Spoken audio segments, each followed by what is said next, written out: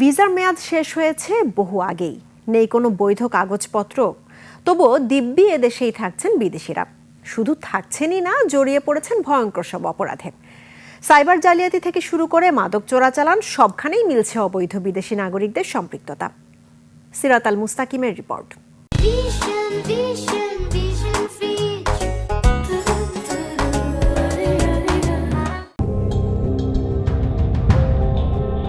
বাংলাদেশে অবৈধভাবে অবস্থানরত বিদেশি নাগরিকদের অপরাধপ্রবণ হওয়া নিয়ে বাড়ছে উদ্বেগ।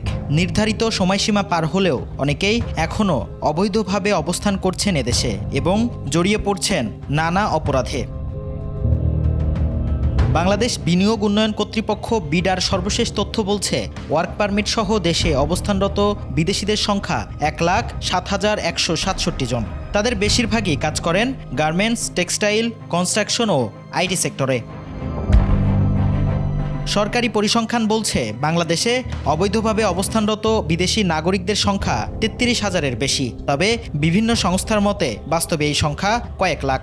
পর্যটক বা ব্যবসায়িক ভিসায় এসে মেয়াদ শেষ হওয়ার পরেও অনেকেই গা ঢাকা দিয়ে থাকছেন দেশের বিভিন্ন প্রান্তে। রাজধানীর এসব অভিজাত এলাকায় বিদেশিদের সাধারণ চলাফেরা এখন কেবল বৈচিত্র্য নয়, বরং এটি উদ্বেগের কারণ হয়ে দাঁড়িয়েছে। এসব বিদেশিদের একটি অংশ হয়ে উঠছেন অন্ধকার জগতের কারিগর। গোয়েন্দা তথ্য বলছে, ক্রেডিট কার্ড জালিয়াতি থেকে শুরু করে মাদক, এমনকি উচ্চ প্রযুক্তির ডিজিটাল প্রতারণায় মিলছে তাদের পায়ের ছাপ। আইন ও বৈধ কাজ না থাকায় এসব বিদেশি নাগরিকরা অর্থ উপার্জনের জন্য বেছে নিচ্ছেন অপরাধের পথ। স্থানীয় অপরাধী চক্রের সাথে হাত মিলিয়ে তারা গড়ে তুলছে শক্তিশালী নেটওয়ার্ক।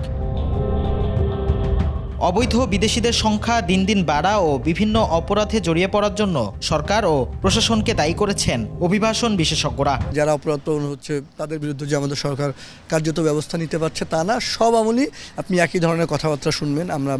তারা মিটিং করছে, তারা বিদেশিদের বিরুদ্ধে খুব কঠোরভাবে বলছে, কিন্তু আদতেও সরকারের যে একদম একটা ডিজিটাল মেকানিজম করা, যে প্রতি মাসে আমাদের কারা আসছে, তারা কোথায় থাকছে, থাকার পর আবার তারা যাচ্ছে কিনা, তারা দেশের মধ্যে কোনো অপরাধ প্রবণ হচ্ছে কিনা, সেই জায়গাগুলো কিন্তু আমরা খুব বেশিভাবে করতে পারছি না। দ্রুত একটি সমন্বিত ডেটাবেস তৈরি, কঠোর নজরদারি, ভুয়া কাগজপত্র যাচাই, আইনি পদক্ষেপ জোরদার করলেই এই সমস্যার অবসান ঘটবে বলে মনে করেন এই অপরাধ বিশ্লেষক।